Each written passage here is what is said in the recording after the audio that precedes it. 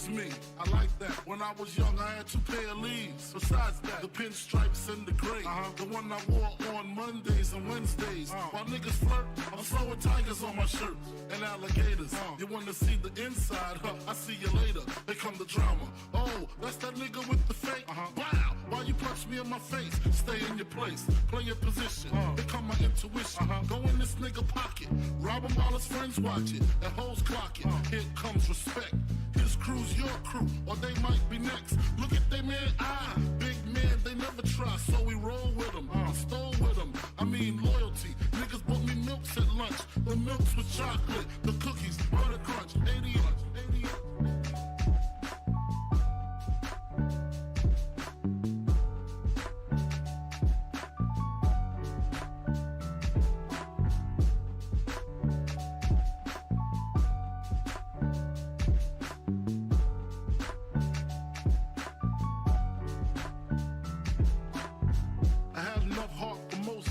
long as I got stuff for most of them soft.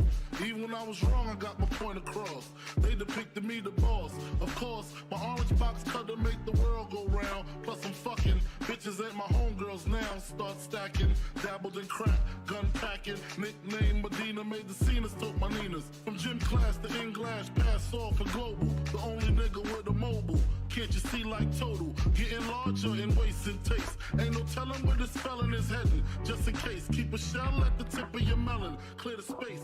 Your brain was a terrible thing to waste.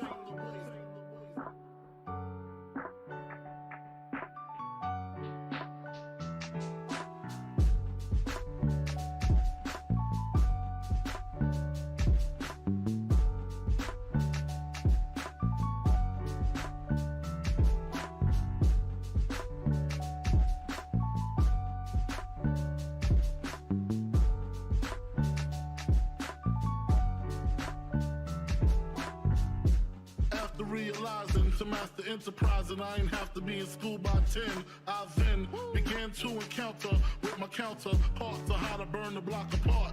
Break it down into sections. Drugs by these selections. Some use pipes, others use injections. Syringe sold separately. Frank the deputy, quick to grab my Smith & Wesson like my dick was missing. To protect my position, my corner, my layer. While we out here, say the hustler's prayer. If the game shakes me or breaks me, I hope it makes me a better man. Take a better stand, put money in my mom's hand. Get my daughter this college plan, so she don't need no man. Stay far from timid, only make moves when your heart's in it. And live the phrase, sky's the limit. Motherfucker.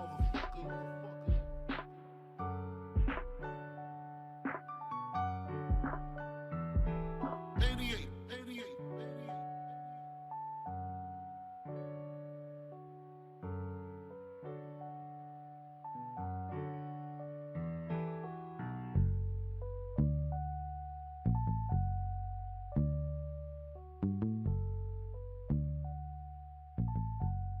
And live the phrase, sky's the limit.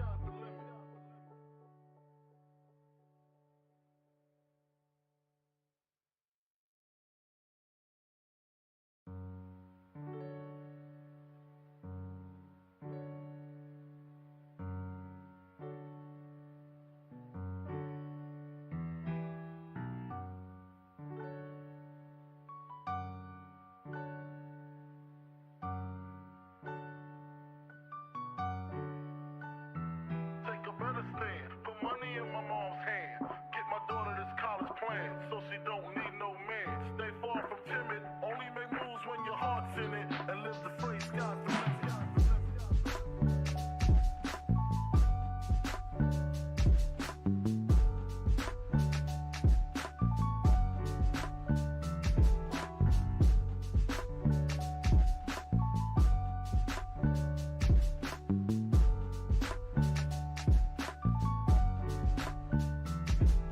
Never been as broke as me. I like that. When I was young, I had 2 pair of leaves. Besides that, the pinstripes and the gray.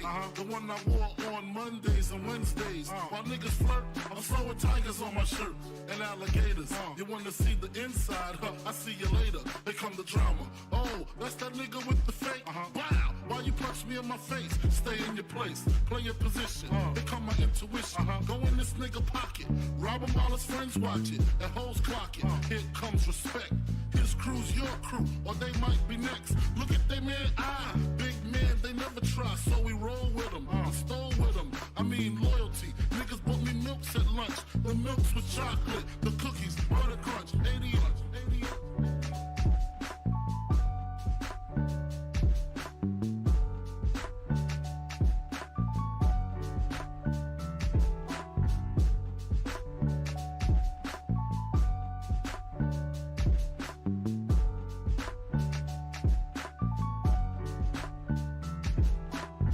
I had enough heart for most of them, long as I got stuff for most of them. So.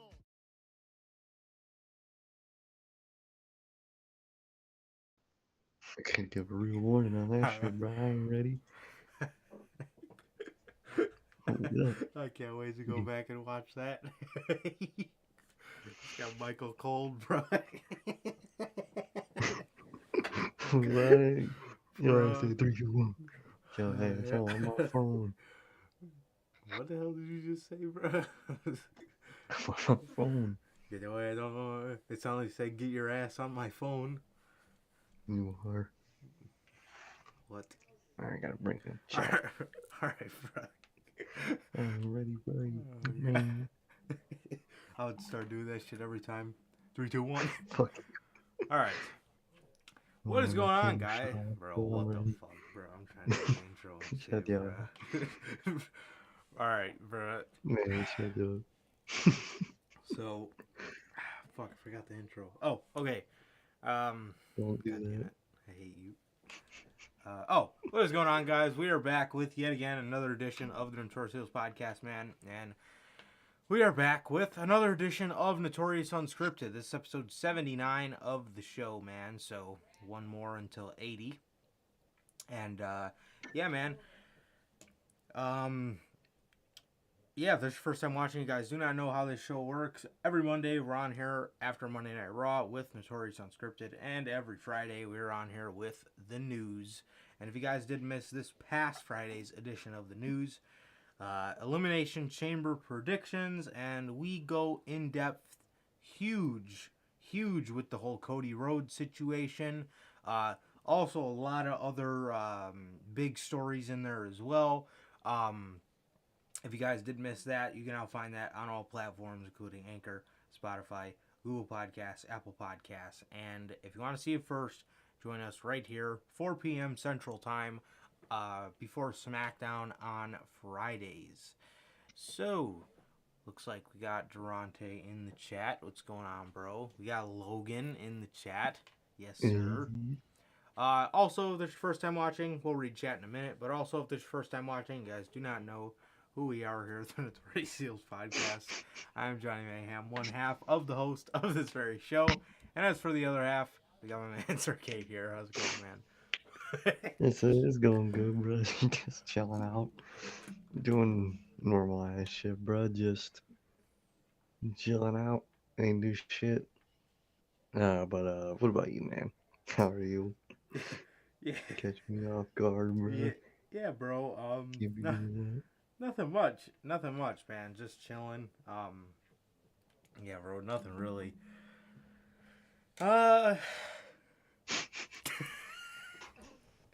Yeah, bro. Yeah, just what boring day. Yeah, not even a boring day. Just a day. Nothing really happened.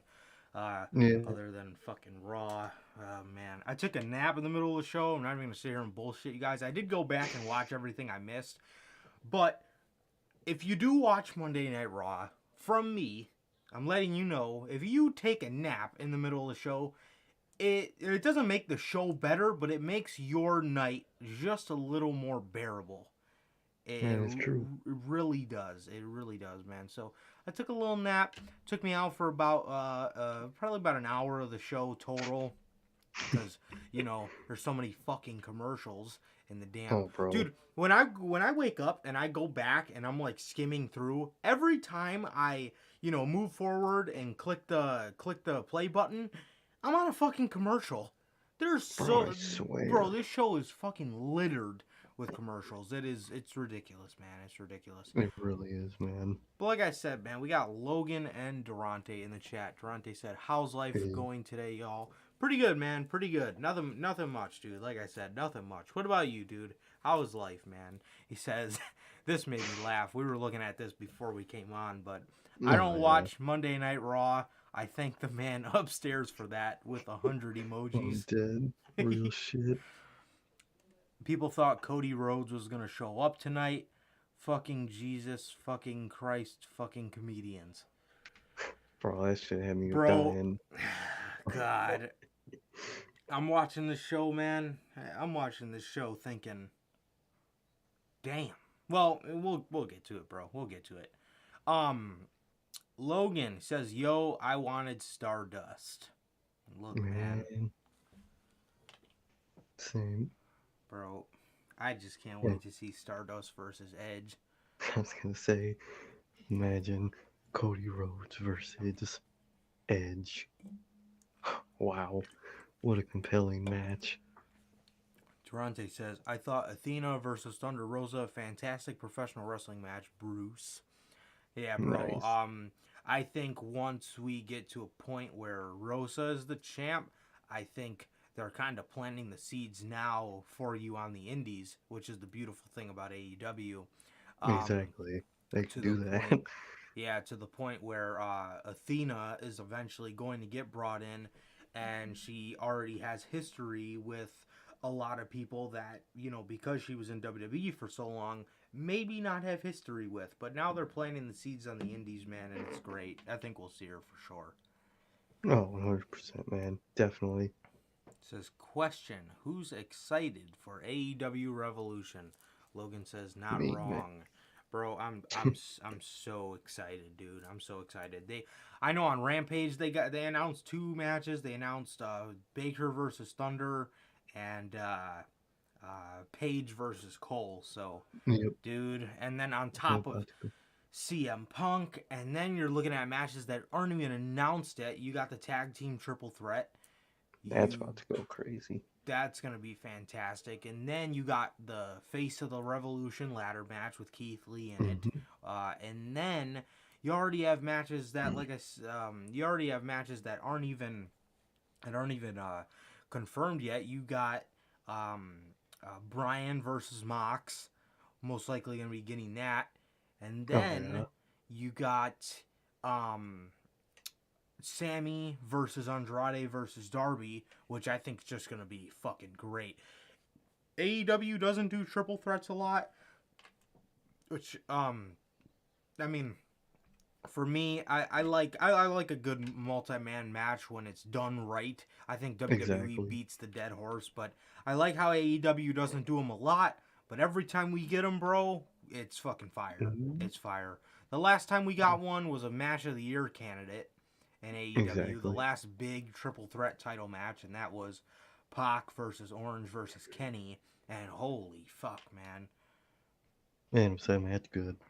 It was great, dude. My brother-in-law, not even, he doesn't regularly watch AEW. He likes wrestling, but he doesn't regularly watch AEW, was hooked with these characters after he watched that match, bro, because it was that damn good. It was fucking great.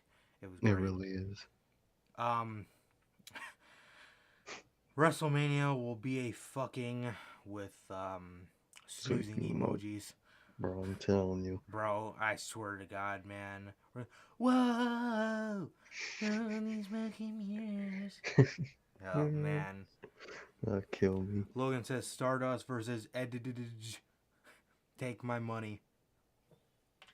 Unbelievable. Unbelievable, man. Tommaso Ciampa is dead, says Logan. Absolutely, bro. We're gonna talk about that, man. Holy fuck. Durante says, I heard my boy Hook is a hell of a lawyer. Yeah, dude. BTE was so funny today, dude. Did you see that last segment with fucking Bobby Fish? And he's like, "What are you rolling a joint over there?" Bro. And then Adam Cole gets on the bed. For the love of God, stop. And fucking Bobby, and then he goes, "You two out." And there's silence, and Bobby Fish goes, "Yeah, get the fuck out." Bro, that shit was so funny. But with That that, shit was good. what is with Adam Cole, like, liking John Silver and Okay. Alex Reynolds? Like, I don't know. it's so weird. Like, because then because then it translates on TV like he doesn't really want to, or it translates, it can translate to TV that, like, maybe he doesn't want to be with Fish and O'Reilly, and he wants to be with, like, Silver and Reynolds because they're funny, or he's starting to like them or something. I don't know. What do you get from that? No, I really don't get anything. It's kind of Okay. just a thing that's on BT, you know what I mean? Yeah, and Uh, that's the thing I said to myself too. I said I'm glad that they haven't hinted at that at all on mention. television, because that would be lame. Oh yeah, if they start to mention on television, I think it'll just be used as a swerve when he does go with Fish and O'Reilly, but I don't see anything from it. It's just stupid Okay. little segments. Yeah, yeah, I could see that for sure. But yeah, little weird though. Like, I mean, yeah, I don't know. It's just weird. I don't want them to play up to that, because I know sometimes on BTE they can, but thankfully they haven't Hmm. with this so far. Um, but yeah, yeah, but bro, that was so fucking funny, dude. When they were like fucking like getting in each other's faces, like doing the air guitar. That shit was funny as hell, bro. That shit was funny. And Adam Cole's Hell just yeah, standing bro. there like, yo, what the fuck? But Bro, yeah, the opening segment, um, that was funny. That was really oh, funny, bro, that shit bro. was great. That was really funny. But they did It's say, they funny. did talk on it a little bit. They did talk on it a little Yeah, bit, you know, before they kind of cracked the joke. But they did kind of say, you know, things are gonna be different here, you know, now that he's gone. But, you know, and then with the Matt Hardy segment, they mentioned really only oh two my god, DDPs that here was right fucking now. so funny. That was Oh, so bro, that shit funny. was great. Your behavior is erratic. Bro, that shit was so funny. Like, I'm gonna Fucking need you to A. piss in the cup like your brother. I was like, oh shit. Damn. Yeah, but Matt Hardy got mad as hell, bro. It was funny as hell, man. It was funny. But yeah, so teasing at Jeff, you got the opening segment where they did talk a little bit about it. And yeah, they did talk a little bit about the Cody situation. Not much at all, but still It was something. classic Young Bucks trolling. Yeah. Yeah. Talking about Well, their what the hell divorce. happened to Cody? Who's good? Cody. This shit was great, bro. Raw. I got a couple bullet points here. We're just gonna go over this shit really quick. WWE opens the show with Brock Lesnar. Man, coming out of the Elimination Chamber, how do you feel about Brock? How do you feel about Brock, bro? I just wish he wasn't world champion, because the way he acts, I love it. I love the way Brock acts right now. It's different than when we've ever seen him. It's cool, it's funny, but not as world champion. I can't laugh at it since he's a world champion. I just can't, bruh. He shouldn't be world champion. It's that simple. What about you? Yeah, you know, it's real weird. It's real weird, bro, because WWE has him. WWE knows that, you know, people don't want to see him. Well, they don't give a shit, but they know it. They know. Exactly. People don't want to see him being pushed and being put in the limelight for literally everything. But they book him as if he's like some heroic babyface that we want to see take down Roman Reigns. Like, this is the problem with Roman Reigns. Nobody wants to see that because Roman Reigns shit has been so predictable, bro. And how, who expects Brock Lesnar to beat Roman Reigns? No. And I know we said this at WrestleMania 34 and it ended up happening, but we are in way different times now. We are in way different times now. So, what I don't understand, man, is like, a lot of people were upset about the Chamber. Rightfully so. That might have been the worst one I've seen. The other worst one was that one with Strowman, where Strowman eliminated everybody just to get eliminated by Roman at the end. That was the only one I could think that could have potentially been worse.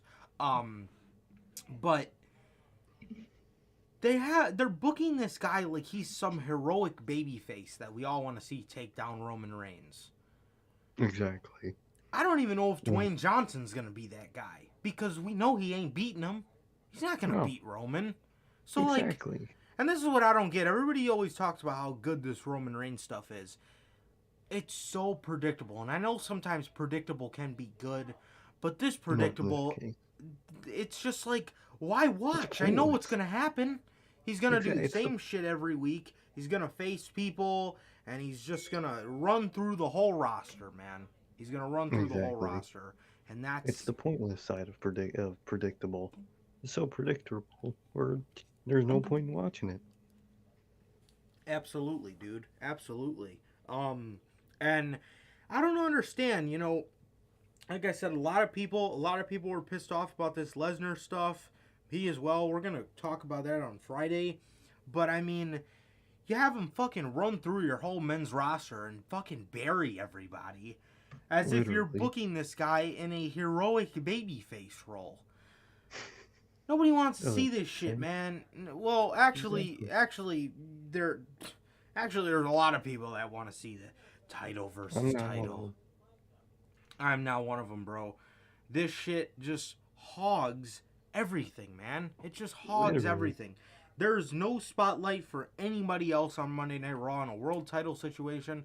There's a lot of people that deserve it.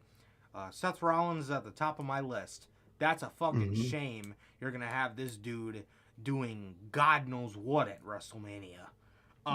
Because if Kevin Owens has Austin, and, Edge could be getting the Cody match, what the fuck are you going to do for Seth Rollins? Because the rumor we heard up until this point is Edge versus Cody. That's what we heard as an undercard match. If you give that match to Edge, what are you going to do? Fucking Seth versus AJ? Are you going to nix the Austin plans and do Seth and KO versus Alpha Academy? What are you going to do, man? What are you going to do? Exactly. It doesn't make any sense, man, but like I said, man, I mean, I like you were saying, man, I like the way Brock acts. It's very different. He seems like he's legitimately having fun. But this guy just buried the whole roster, man, and they're booking him like he's a heroic babyface, man. Literally, bro. Literally. I don't know, man, and he's out here arguing with Paul Heyman, and Paul Heyman says that at MSG on March 5th, which is a mini pay-per-view, Brock has to defend the title again. Like, dude, can you just do the 7 weeks to Mania? It's really not that far away. It's like 7 weeks away, man. It's really doable for them, or it should be. Bro, you can't have 6 Raws of compelling television building up to what is your All Out. Come on, man. Come on, bro. Come on. Trying to compete with fucking Revolution. Like that's fucking gonna be a thing. Oh, yeah, it is that week. Man, get the fuck out of here, bro. Are you kidding me? You know what we're gonna be doing on March 5th? We're gonna be watching the fucking Batman, motherfucker. No, March 5th is a Saturday. Oh yeah. It is Oh March my god, 5th. I forgot it's Sunday. My bad. I thought AEW was on Saturday that weekend. It keeps throwing me off that it's on Sunday. What the? Oh shit. God damn. When are we? Oh, so we're seeing the Batman on the 5th? That's Saturday, right? Mm-hmm. Oh, I can't. This whole time I was thinking that was the Friday. God damn. That's what happens when you have a fucking pay-per-view on Sunday. Fucks my whole schedule up. Yeah, I don't like it. AEW needs to go back to Saturday. Exactly. I'm watching no damn pay-per-view. I'm busy watching Batman, bro. No, I'm fucking right. I will be watching the 3-hour Batman movie, and that will be 3 hours. What does this sound the opposite of? That will be 3 hours of a great, compelling movie. A great, compelling, fucking story something, with a man. Good satisfying lord. ending. Good Something fucking god. WWE cannot deliver. So WWE is throwing in a live event as a mini pay-per-view here. Bro, just book to Mania. All your focus should be Exactly. towards WrestleMania, man. There's no room for this, bro. There's no room for this. And And and then Paul Heyman said it's gonna be Bobby Lashley. Didn't they just fucking announce that fucking Bobby Lashley not only had concussion protocols, but he had a what, the shoulder injury, and he's gonna be out for 4 months. Dude, what? Why would you even say that? And then he says, "Oh, but if it's not Lashley, it's gonna be somebody." What did he say? I have that under control or something like that. Some bullshit like that, yeah. Why Some would you even? generic Why would mystery you even, person. bro? Why would you even throw Bobby Lashley's name in that fucking hat, bro? Why would you do that? Literally. What's the point? He ain't gonna be there. Bro's got a concussion. Bro's got a shoulder injury. Bro, in kayfabe purposes, that man is beyond fucked up right now. You think he's gonna have a match at MSG? Come on, bro. Ridiculous, dude. Ridiculous, man. I don't understand it. I do not understand it whatsoever. But yeah, WWE just throwing something in the Mania build. It's like they just need pay-per-views to survive. Like, dude, just use They your really do. television show as just They use print your them live television events. show, man. So God. stupid. So Brock says that he's gonna be on SmackDown on Friday to introduce the new champ to Roman Reigns.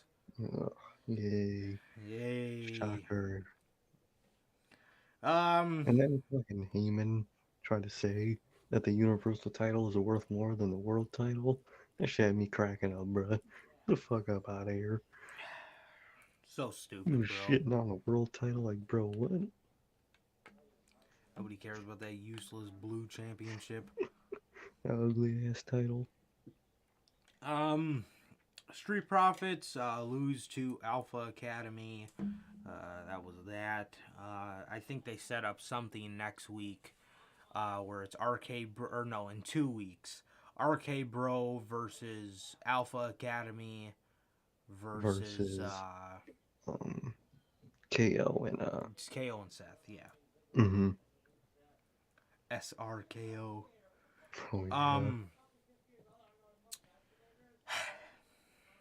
Kevin Patrick is in Gorilla, and he says, "I'm so thrilled to have this man for an interview." And he says, "Tommaso Ciampa."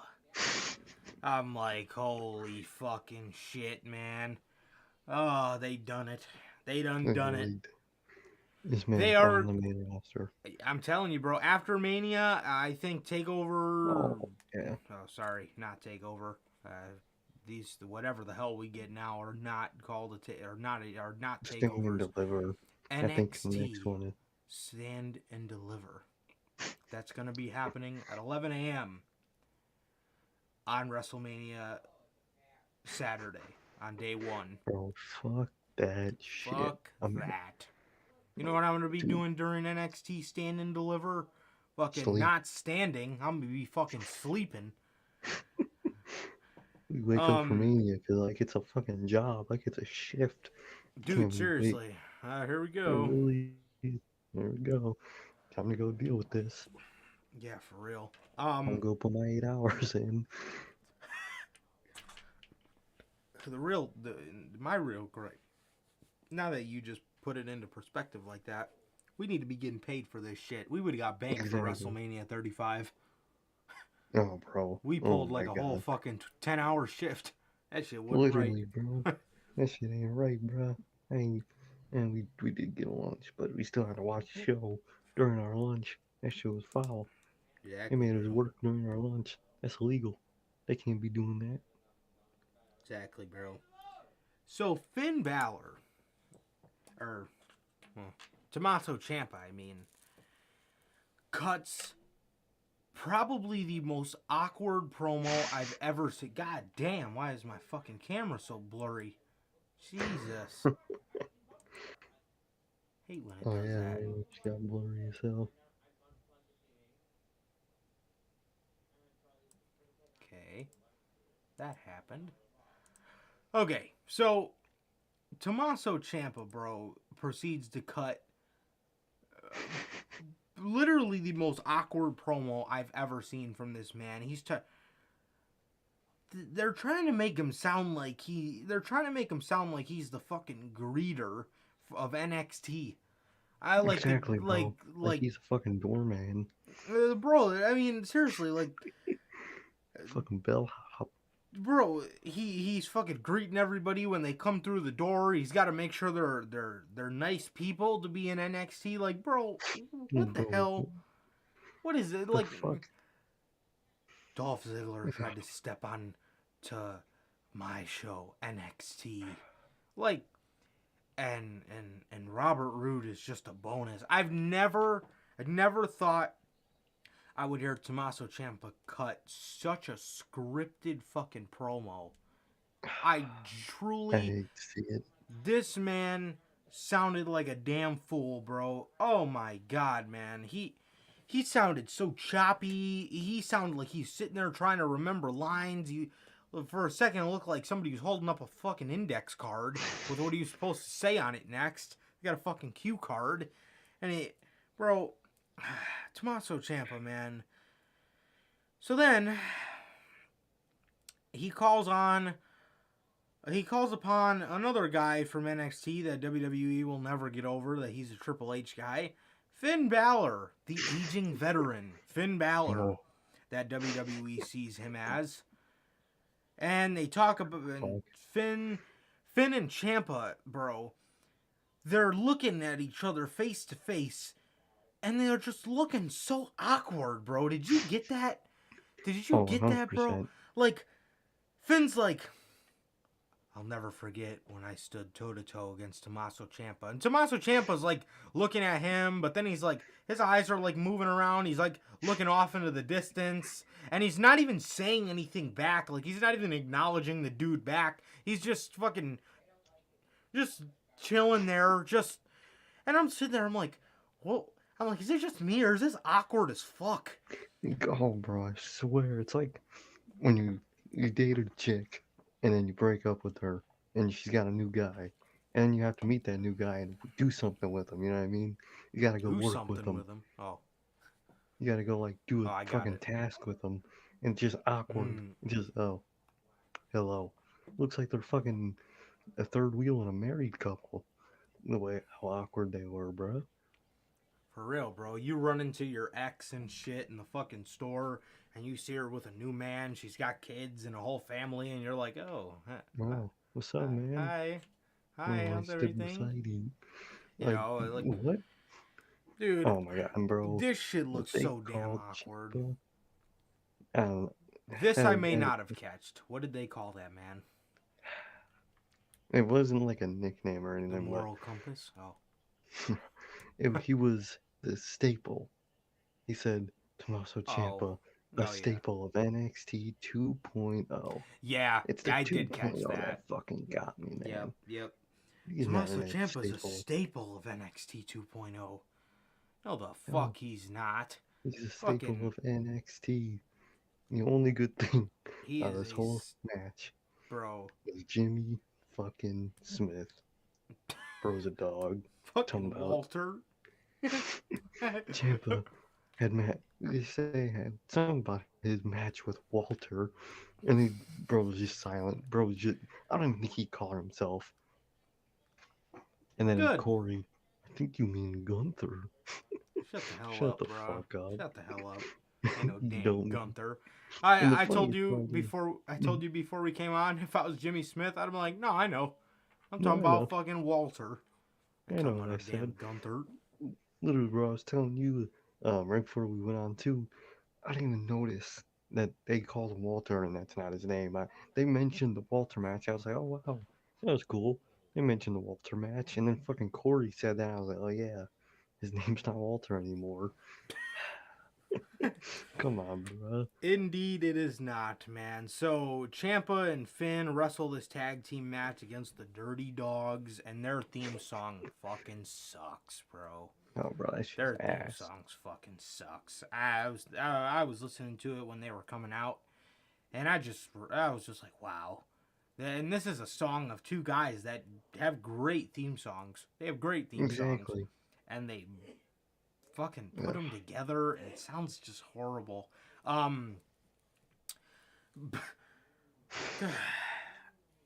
WWE, man, WWE can literally turn anything into a horrible visual. Like, They really I never can. thought Tommaso Ciampa standing across from Finn Balor could be just so awkward. That shit was just so awkward, man. God, Like, oh, it's horrible. It's horrible, bro. you hate to see it, man. You You do. really hate to see it. You genuinely do, bro. But Ciampa and Finn, like I said, they pick up the roll-up victory, and that's the thing, too. Tommaso Ciampa ends up getting a roll-up on Robert Roode. Commentary. Think of the two greatest NXT champions Mm-hmm. are on Monday Night Raw, and Ciampa don't even have gray in his beard. Bobby Roode doesn't even come out to Glorious anymore. Name's fucking Robert Roode. Exactly. Yeah. Ridiculous, dude. And Ridiculous. then the other thing on commentary, they said they won the match via roll up and said, and I think it was Jimmy or Corey, one of the two fucking idiots, goes, "Oh my god, what an upset victory here on Raw." What?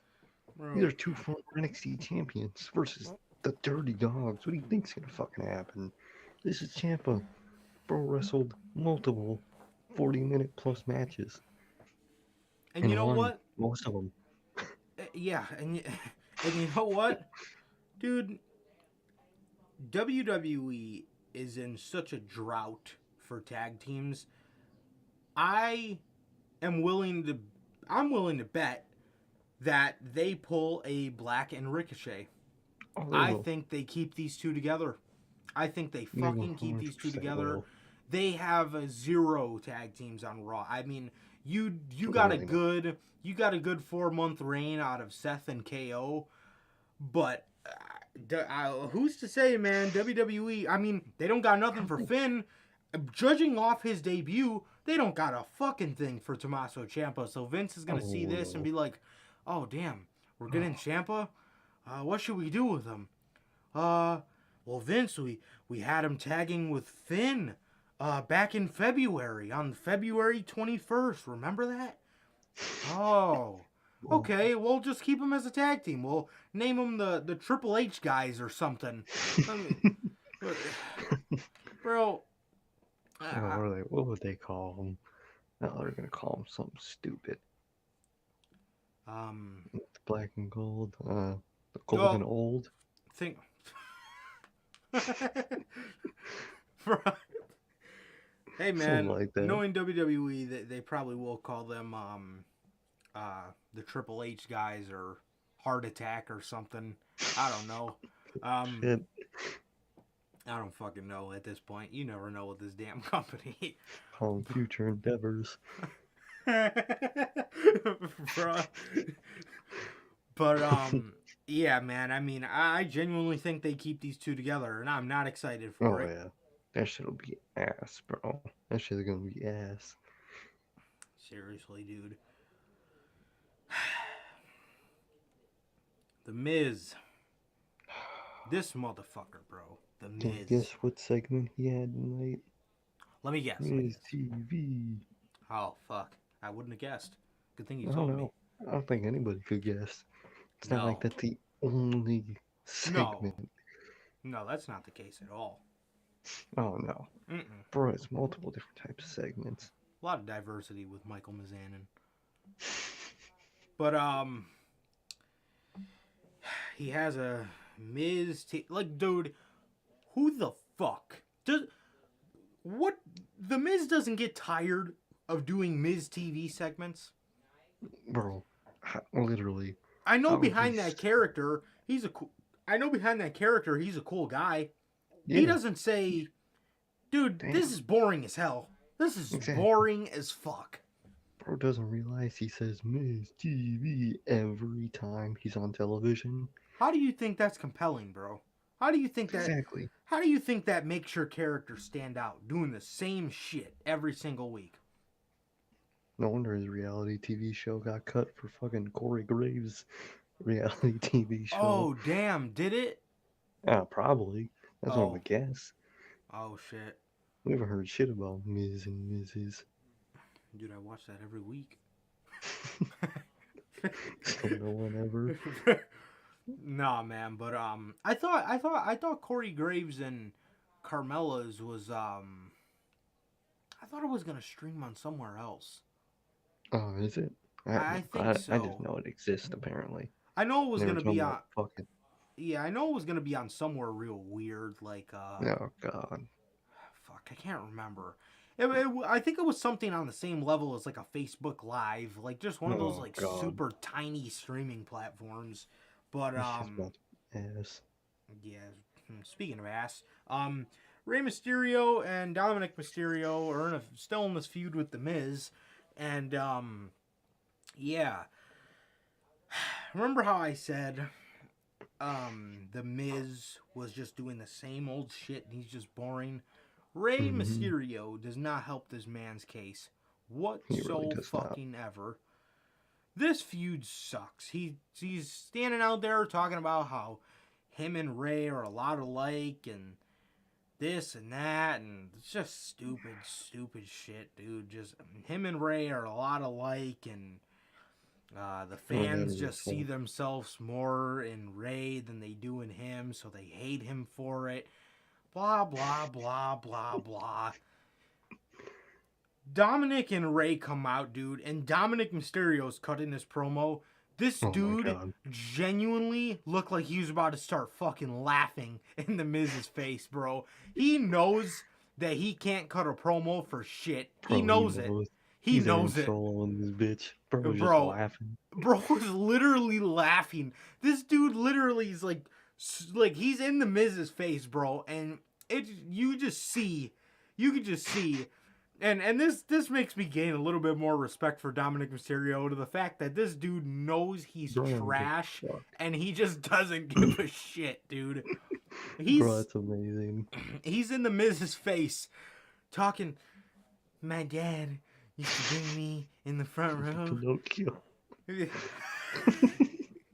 My dad used to bring me in the front row, and I know what it takes to be a WWE superstar. And I'm going to show you that I have what it takes to stay here. And this guy just, look, bro, this dude looks like he's about to start fucking laughing, man. He sounds like fucking 8-year-old me cutting a promo to my fucking mirror. Like, dude, Probably what does. the fuck is this, man? Fucking -1 cuts better promos than his ass. Bro. Oh, also, this is where I wanted to bring this up. So, The Miz is talking about his partner. Mystery partner. And he proceeds, and this caught my attention immediately. Oh, yeah. He says, my partner is dashing. I'm going to tell you something, bro. This might not be a work. Dude, it might not. And I'm going to tell you why. They gave references, multiple. WWE doesn't hard tease like this unless they know that someone's coming into the company, because they're not going to drop shit that makes people think of Cody Rhodes unless he's not coming into the company. Exactly. That's exactly. Because The Miz ain't unscripted anymore. It's not him just throwing a jab out there. That's 100% WWE shit. Bro, and the way Vince is with words, he would never have let them say something like dashing. No. That word has definitely been banned. When Edge said undeniable, you can get past that, because, I mean, undeniable is just a normal word. But the phrase dashing goes goes hand in hand with who we all know, Cody Rhodes. You know, everybody knows that word goes hand in hand with fucking Cody. This dude is genuinely fucking stupid if he's going back to that 100%. company. And look what he's going to be doing. Who wants to see Cody versus Edge? Who the hell wants to see Miz and fucking and Cody Rhodes versus the Mysterios?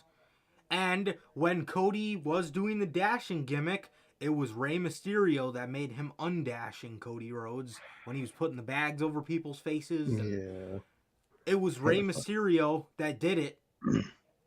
I was there. I remember this shit. Dude, that... Dude. Unless, let's say if they're working everybody so hard to where it's a switchblade situation to where even WWE is being worked, but I don't know, man. That shit was real suspect to me. Yeah, well, even with that, like, WWE wasn't rolling out the red carpet for Switchblade, but it genuinely seems like they're rolling the fucking carpet out for him. Bro, all these Cody Rhodes references. You don't think after when the Miz comes back, who is a guy that they bullet point, when the Miz came back, you don't think they told him, whoa, what the hell was that? And then when Edge came out, another guy that they, let have a little more freedom, you don't think they would have said, I don't know what the hell he was thinking, but do not say anything that would make people think about Cody Rhodes. They didn't. Exactly. No, just said undeniable like it was nothing. This dude, he said, I need to face someone that's undeniable. Are you kidding? Who the fuck made him, who made Cody undesirable?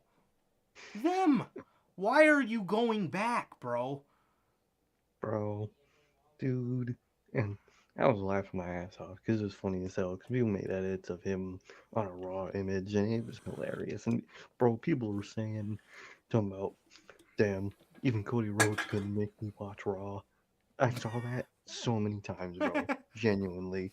They were talking about what a waste of a career if you're going to tag with The Miz or going to face Edge.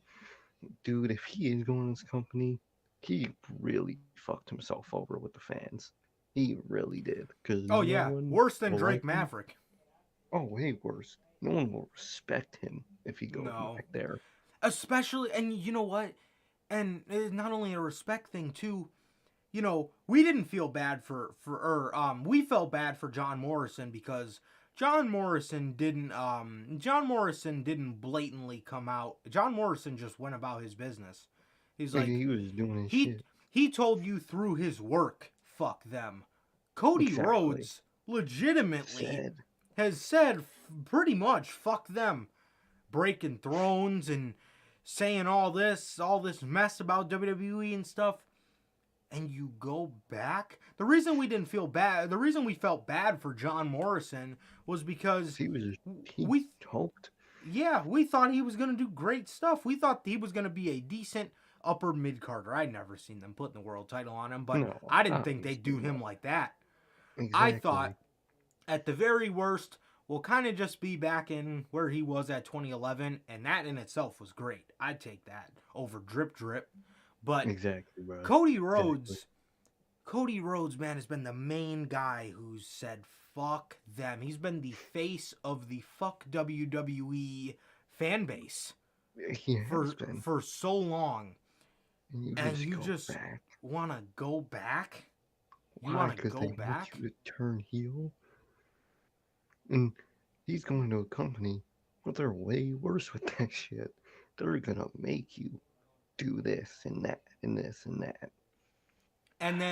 And what he could have done as a heel in AEW, if they ever make him turn heel, it's going to be lackluster and piss poor. Oh, yeah. He's not going to be able to be giving middle fingers like he used to in ROH and screaming fuck you at the audience. And exactly. You know what I mean? Can't be an actual heel.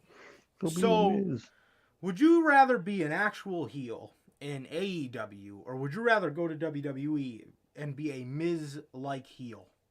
Ugh. And they're gonna make him. Yeah, He's not gonna that's what be they a make. hero like he thinks he's gonna be, like he That thinks he man is. booed to high hell. Oh, fucking right, Like fucking at right.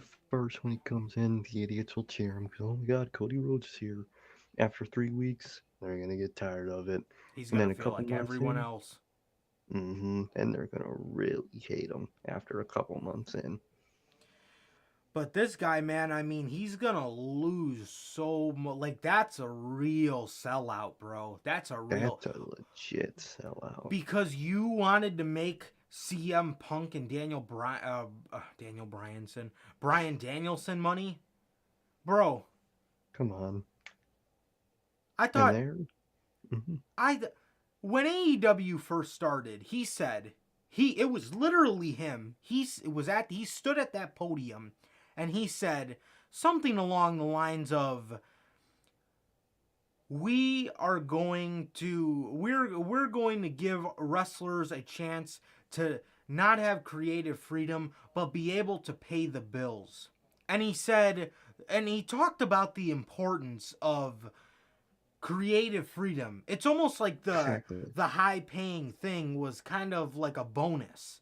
Like, Yeah, not only can you come here to have creative freedom, but you but feed your family. you're going to feed your family. This dude seems like he just wants all this money. If all this is true, he just wants all this money over his creative freedom. Exactly. He was just lying the whole time. So from Cody's And perspective, I guess it would make sense for him to say, well, they're not letting me have creative freedom. They want me to turn heel, and they're not paying me the money. So I'm going to go back to the place that made the revolution possible in the first place. exactly, man. It And seems like a lot just got to his head. oh yeah, a lot. And another thing that he ain't gonna realize, there goes his reality TV show. Because even though it was renewed for a season 3 They or a can season cancel 2, it like that. exactly. And there's Especially if he's rumors. on the rival company, they'll cancel that shit instantly. They'll give a reality TV show to anybody in AEW after that. They'll be like, okay, who's someone that's not gonna leave and that's interesting that we could give a show for? If there's a Go Big Show season 3, he won't be on the panel for a third You season. know who will be on it? Paul White. Yep, yep. They're gonna do something like that. I mean, it Come makes on, sense. man. The Go Big Show. Yeah, Why Big not? Show. Can't call him Big Show, but it's the Big Show. Oh, wait. No, man, but and it's ridiculous, bro. It's really ridiculous. He's gonna burn a lot of bridges, bro. He's gonna burn a lot of bridges, and all these WWE fans are so excited about this. I keep everybody. I'm sure all of us have seen it. Everybody that has a fucking Twitter account, they're waving the flag in victory, like they got AEW's head on a platter. Exactly. Like, Nope. dude, you guys didn't win shit, and I'll tell you fucking why. Sir K said it literally a minute ago. When he first comes in, there'll be cheers, of course there will. But fucking by SummerSlam, not even way before that, but by SummerSlam, proving my point, by SummerSlam, this guy's gonna feel about as popular as Damian fucking Priest right now. He won't even get his legit hatred heat people had for him at one point in AEW. He'll just be there. He'll be like, oh yeah, Cody, he's a thing. Yep. That's what we'll turn into, man. And he thinks he's going back there to be CM Punk. Listen, motherfucker. CM Punk didn't go to AEW. CM Punk didn't quit WWE, go to a rival promotion, and then try to come back to boost his name up so he can maybe one day return and get the bag. No, CM Punk left because of legitimate, reasonable, uncreative happiness. And it didn't have a thing to do about money. That's the thing. With Punk and Bryan, think about this. That's just how much they naturally should get paid. Exactly. Think about this. They earn that money by not giving a shit about money. Exactly. Think about that. That's how you earn money in a business like this. Think about that, bro. They earned all that money by not giving a fuck about money. That's how Think they about became that. the best. That's why they're my highest paid.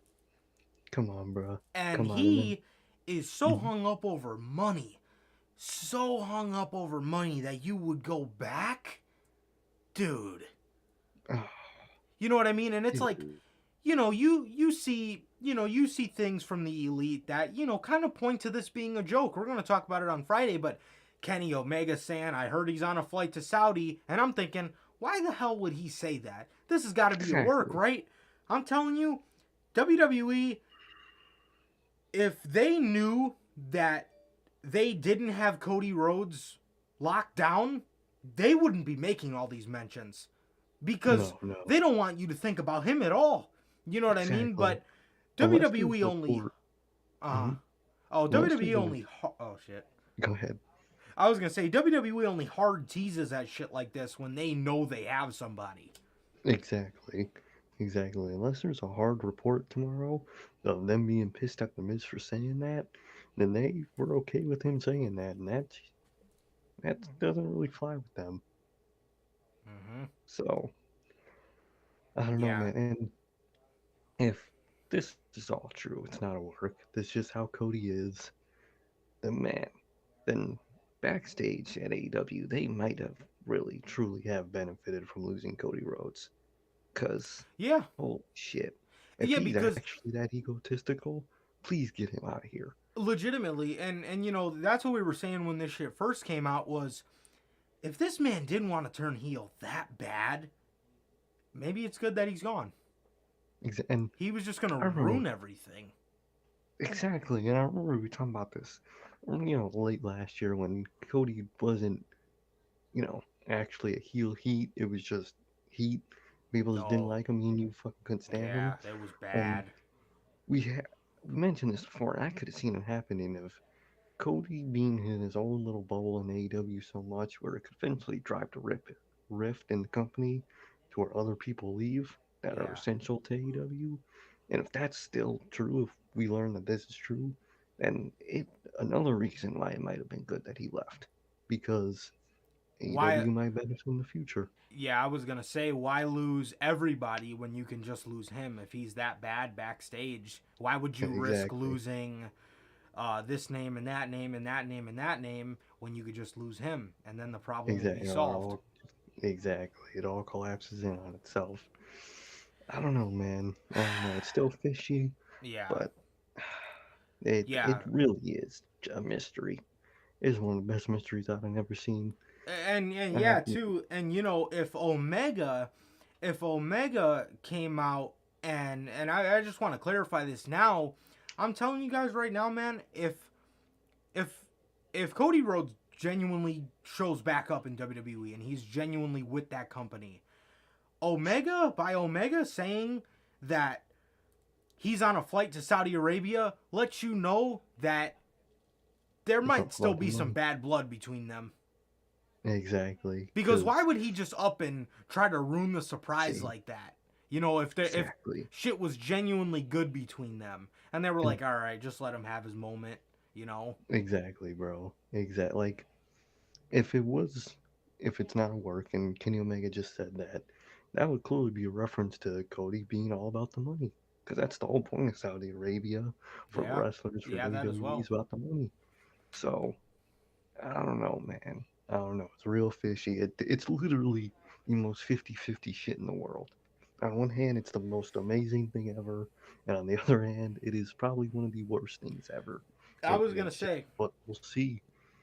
I was genuinely at about like 70%. This is a work, and thirty But percent that it's not. Now I genuinely I'm feel back to split. 50. Exactly. Now I'm generally back to 50-50. Maybe on Wednesday, and maybe we'll rise up a little bit. I really don't know. I really Yeah, don't know, man. yeah. I don't know, bro. I don't know, but I'm telling you right now, man, they're gonna put this dude in the John Morrison role, and when he does get released, a couple years down the Oh, line, when they want to spit in his fucking face, that's his bro, career for him. Wrap it up. No one's gonna want him. bro, I'm telling you, man. And then this guy's gonna try to go back to AEW, but Like no. not realize you made your situation worse. You didn't do anything better. And like I said, bro, you want Danielson and Danielson and Punk money. You do know those guys got that money by not caring about the money. They wanted their characters to thrive. Why was CM Punk creatively happy? Not because he wasn't getting paid enough, because he wanted spots. He wanted spots that he wanted to be in the shit. He didn't want to be in the undercard doing fuck all against fucking this dude and that dude. He wanted to be doing something memorable, yet people fault him for that. Imagine that. People fault him for that. Shit about not wanting to be a face or a heel or losing to one individual. He was mad because he was losing to everybody. He didn't have a spot. And of course you'd be mad at that. Of course. Of course, bro. Absolutely. You know, Bryan, we don't even have to say anything about Bryan. We all know he's probably the most unselfish man on the planet. But, exactly. You he know, left not because of hatred for WWE or even, just a disdain with creative. Just he wanted more. And he's just doing more. That's it. Yeah. That's literally it. Absolutely. Absolutely, man. But people fault CM Punk, man, but see nothing wrong with Cody coming back to WWE over petty shit. But CM Punk left because he wanted to create a memory for not only himself, but the fans. Exactly. You know? That's what CM Punk bought us ice cream bars for fucking All Out. No, I mean for Rampage. Yeah. He, out of his money, bought a whole arena of 20,000 people ice cream bars. Come on, bro. Come on. I genuinely don't know what this man's thinking, bro. If he thinks he's coming back to get a CM Punk type pop, I'll tell you what. If they keep Cody Rhodes an iota of what he is now, he will come back to probably one of the biggest reign of boos you will ever hear. And then at that point, that would be great to turn him heel. But you need him now. He needs to take the belt from Hangman. And he's too busy trying to fuck around in WWE because he's not Bryan and Punk. But he thinks he is. Dude. No one will. Like, right now, people didn't like him because, he was doing dumb shit. He was delusional. And he got himself heel heat. If he leaves, goes to WWE and comes back, that won't be heel heat anymore. That's not me. Oh, this guy's delusional. Just fuck you. Just why should we cheer for you, bruh? Why? Why should we even want to hate you? I just don't want to see you. That's what it'll be. And man's about to fucking he's about to ridiculous, man. I know we're gonna be talking about this shit for weeks, bro. I know we're gonna be talking about this shit for weeks. Genuinely, this guy can either go down as one of the biggest swerves, or this guy's gonna go down as one of the biggest sellouts. Yep. Swerve or Sellout. Notorious Unscripted, episode 79. Boom. Already got the title. Boom. Fucking talk about Raw anymore. Yeah, I mean, yeah. Logan Paul ended up coming out, and I laughed so hard. That's the thing too. Is Logan Paul a swerve? You know, is he a swerve? And I'm telling you right now, this dude. Oh man, I'm gonna be able to do nothing but laugh if this dude genuinely teams with the Miz at WrestleMania. Cody Rhodes and the Miz. Edge. Oh. Edge needs AJ, terrible. Bro. Exactly. Nobody wants to see Edge versus fucking Cody Rhodes. Imagine how bad that match will be. Oh my god, that match will suck. Old ass Edge and besides, who the hell wins that? Not the fans. I'll tell you that. Yeah. Certainly not us. We don't fucking win anything in this goddamn company. Nope. I don't know, dude. I'm gonna well, regardless, Do not have Cody Rhodes face Edge. That is completely uninteresting. If bring him in the company, have him do something big. You know what though? They might do that. They might do that to have Edge make fun of Cody Rhodes because Edge stayed in WWE and didn't go to AEW, and Cody Rhodes left. They might have him make fun of Cody Rhodes for going to the bingo halls or whatever the fuck they're gonna call it. Oh my god, I saw one post and it was like Cody might be going to WWE because maybe he's more comfortable with smaller crowds. Bruh. Oh, Ted. That will be jokes like that will be his whole career if he does go back, bro. Bro, I'm telling you, I don't know what is going through his fucking head, you know. But it's some delusional shit, man. The most we can hope for, man. The most we can hope for is not only Cody Rhodes listening to the Notorious Sales podcast every Monday and Friday after Raw and 4 p.m. Central, but the most we can hope for is this man sitting in his house right now, negotiating, balancing positives of WWE, negatives of WWE, positives of AEW, negatives of AEW. That's all we can hope for, man. Because if this dude resorted back to WWE so quickly, talk about one of the most egotistical fucking guys ever. And if he thinks he's coming back to a CM Punk pop, he will come back. And if he's not heel already, he is going to have to fucking suck it the fuck up, man. And you went back to WWE just because you didn't want to be a heel? What? And if he does turn heel in WWE, the jokes on Oh BT, my god.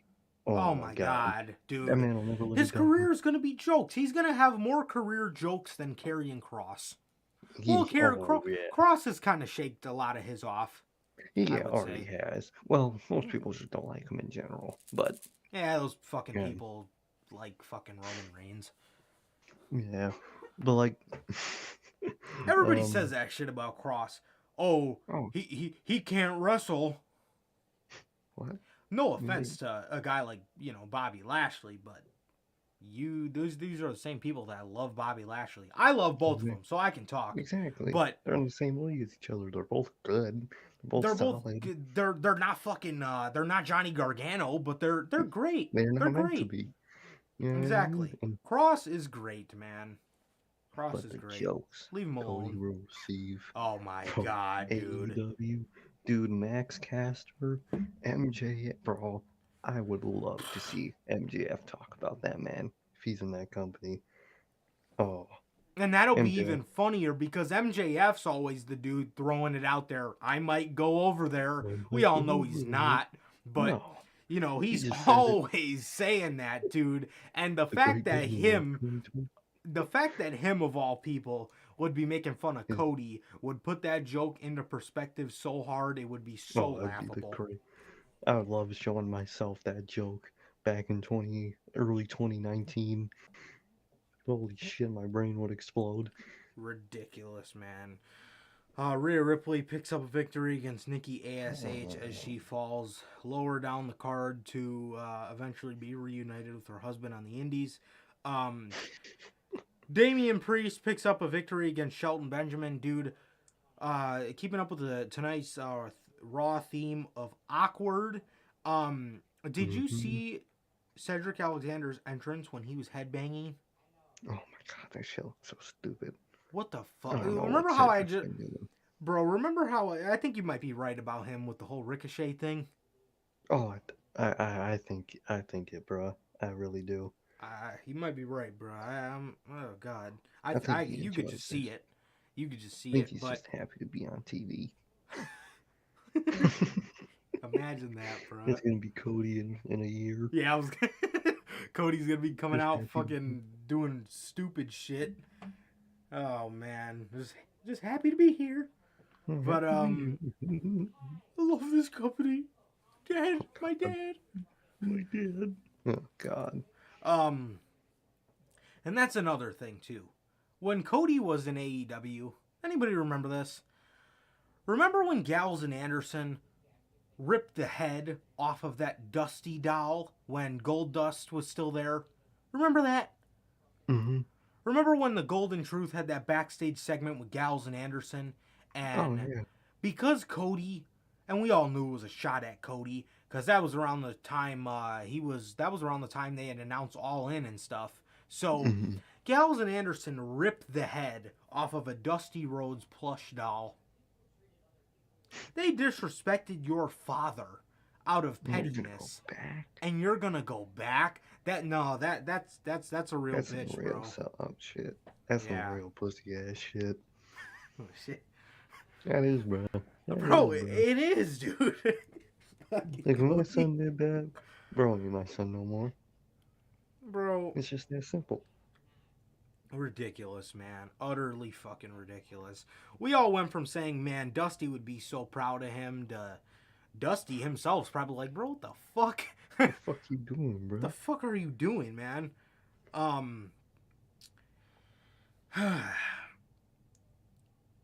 Cody used to always tell stories and say how his dad thought he was spoiled himself, so here he is, being the spoiled little kid running back to WWE.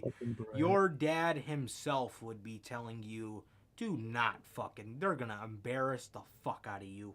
And that's what they'll do. They disrespected his dad.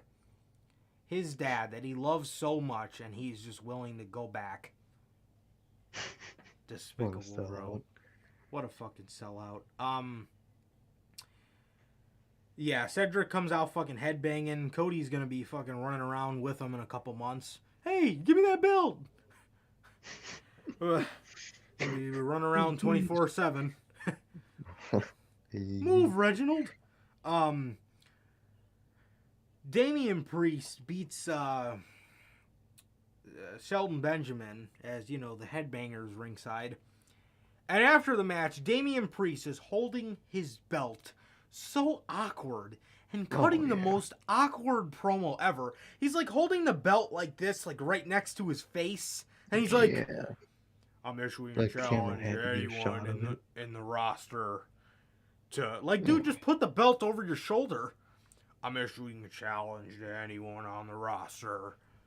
And Finn comes out, and, you know, they set this whole thing up, dude. Like, bro, what an awkward promo from Damian Priest. What a super fucking awkward. Oh, my God, man. You know, WWE and their horrible visuals, man. I mean, we got it twice in one segment, man. We got this shit with Cedric, and we're getting just another fucking weird fucking image with Damian Priest just holding the belt, like, right next to his face. Like, dude, what the fuck?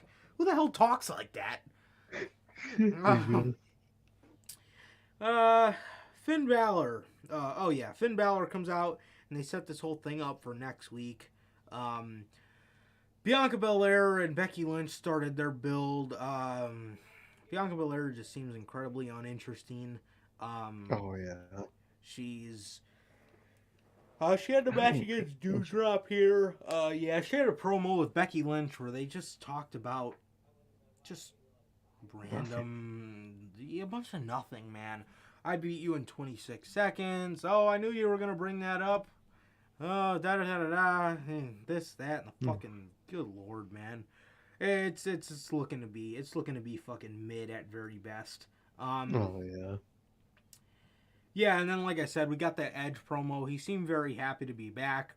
It was Edge. I love those Edge promos where he's got the steel chair in the middle of the ring and he's just looking right down the lens. Talking. Those are always real cool. So yeah, man, and like we said with the whole Cody thing, man, he Edge is Edge said, I need to face someone that's undeniable. May I remind you, Cody Rhodes, one of his best promos in AEW, everybody calls the undesirable to ungoddamn deniable promo. You gotta do Sellout award. If he does go to this company, you gotta do Sellout. There's only gonna be one nominee, man. Oh no, Drake Maverick's the other nominee. Yeah, he'd throw him in there. There'll probably be another one throughout the year. So, yeah, we could have some cool categories to cut this year, man. We really do. Yeah, we got some cool categories we can add to the show this year. But yeah, I don't know. Like I said, we already just gave our thoughts on the whole Cody situation, so Yeah. that's how we feel about Edge bringing it up as well. Just ridiculous. But as far as the promo from Edge, it was great. Yeah. Edge versus AJ. Please. Edge is so good. Edge is so good on the mic. In the ring, he's okay. He still can wrestle. I If just there's a guy like AJ, it'll be a great match. exactly, bro.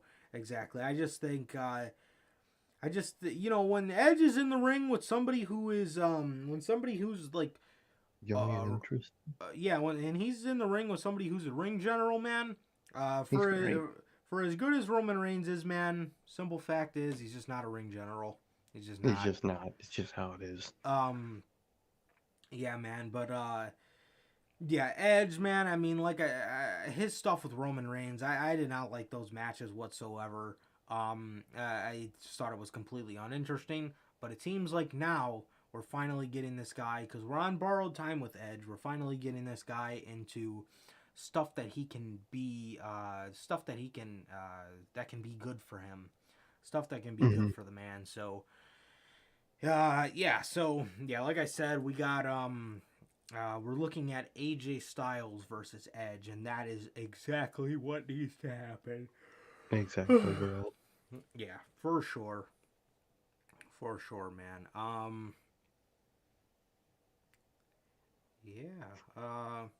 The main event happened. That's basically it. Yeah, the main event, RK Bro lost to Seth freaking Rollins and KO.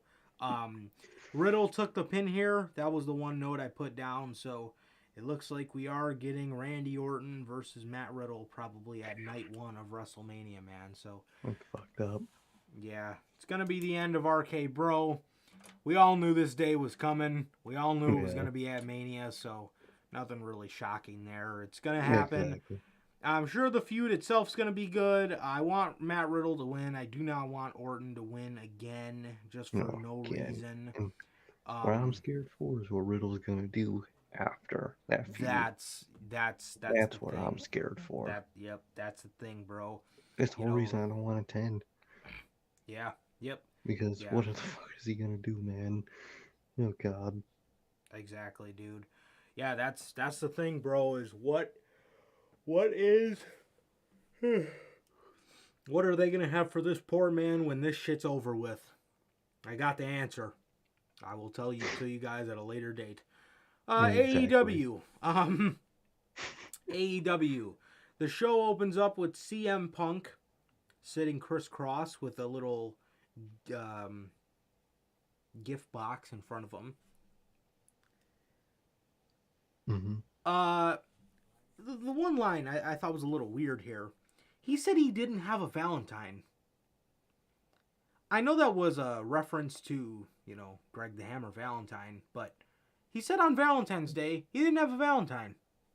I don't know why he said that. He's fucking married. You are married, sir.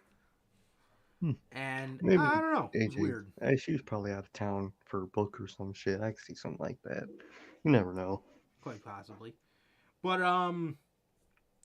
he opens the show and he says that he he pretty much, the show opened and he just was kind of talking about MJF, and he says that he didn't have a Valentine, and he says he knows the place, he knows the time. He says probably a little bit after sundown on March 6th in Orlando, Florida.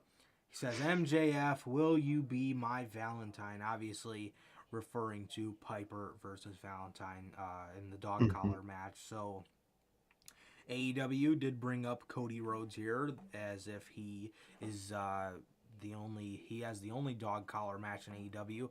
I love how they do a dog collar match, man. I really like those. I love it. It's every time it's done well. And MJF or CM Punk was wearing MJF shirt that says mid, so it's kind of funny to see him in that. So yeah, man. CM Punk here challenges MJF to a dog collar match. Like I said, they did. They did bring up Cody. Mhm. So it's a beautiful thing to 'Cause they see, don't, isn't it? They're not as a erasing the company. man from history. Exactly, bro. But yeah, bro, we're getting this dog collar match, so MJF will stop running from CM Punk. Doesn't stop interference, so you always have that factor in it as well. Mhm. But yeah, this is gonna be great, man. This is gonna be great at Revolution, Oh, bro. bro. I can't wait. Shit's gonna be fire. Yeah. It's gonna be brutal as hell. I can't wait. And oh, I love that picture CM Punk posted about one of his old like ROH matches where he's covered in blood, and he made his eyes glow. He like Mhm. edited the picture. That shit's sick as fuck.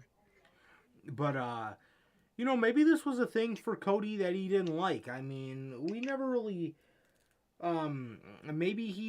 maybe it was things like this. He just wasn't happy about like the company changing and stuff, and Yeah, bigger names coming in. Because now that I think about it, the only time we've really heard Cody talk about CM Punk is the January 19th promo when he talked about how it was that's it. return of the decade. Yeah, Um, that was Now he's basically gonna have to it. go to a company and act like that return does not exist. But Oh yeah, turn the decade. What's cause that mean? yeah, cause the Bucks like, and if you go back to their old Q&As, they're in Oh, the they always. hotel room talking about, yeah, I talk to Punk all the time. I always tell the man, if you ever want to come back, text me. You know what I mean? So, Exactly. but It's one of these. And I I don't think know. another thing that might help the case of it not being work, ain't none of the Nightmare Factory is gonna be getting TV time anymore.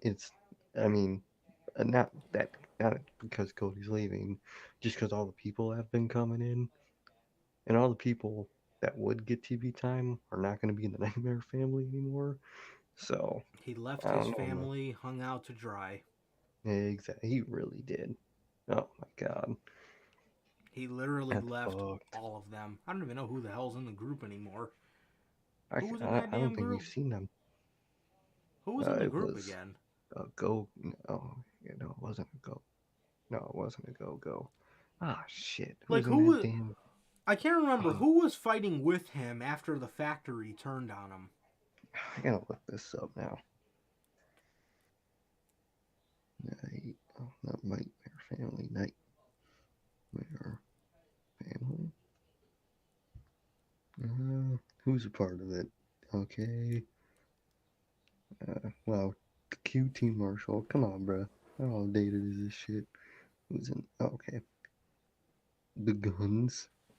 Lee Johnson. Brock Anderson. Right, right. Damn, Shit. he left his God damn. family hung out to dry, bruh. He really did. Now Brock Anderson's mixing it up with fucking FTR and all that, and then Yeah, damn, that is true though.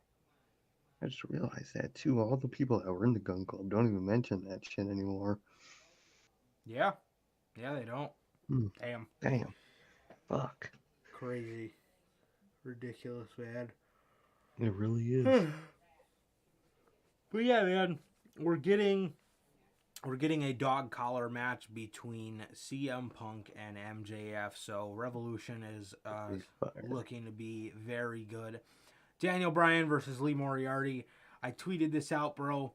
I tweeted this shit out during the show. Lee Moriarty is a pillar. I don't care if you got to Oh, replace somebody. I don't care if you got to build another one. I don't give a fuck what you got to do. This man is a pillar. He is so oh, fucking good, bro. so fucking good, bro. I really He hope Brian Danielson makes that faction. He's a big part of it. I Yeah, really hope so. he did tweet out afterwards that Lee Moriarty passed the violence test. Fucking right he did. Mm. He is fantastic. He is great, man. He is truly great. Man, oh man. After this, like I said, this was a great match. After this, Bryan comes out, or Moxley comes out after Bryan has won his match, and he cuts a great promo. I love the back and forth between Mox and Bryan. He talked about the Oh man. first time they met. He talked about how the first time he met Danielson showed up late to the arena because of weather, and the first time he met him was standing face to face across the ring from him 10 years ago, or so he said, somewhere around there. Yeah. So, yeah, man, he said he was a little, he said that was on the Indies, right? Yeah. He did. Yeah. Said it was on. So I'm assuming that was probably one of Bryan's last indie things, as he got contracted with WWE in 2010. So looking at like 13 years ago, man, which is insane. Damn, that's crazy. But yeah, bro, I love the back and forth. The back and forth between these two. It's great. He talked, Mox said to Bryan, he doesn't team with anybody that he hasn't bled with before. So, yeah, man, that was pretty much it. Unless I'm forgetting something, that was pretty much the general consensus on what he talked about. But I love the back and forth between these two, man. This is shaping up to be great stuff. And yeah, this is gonna be really good at Revolution.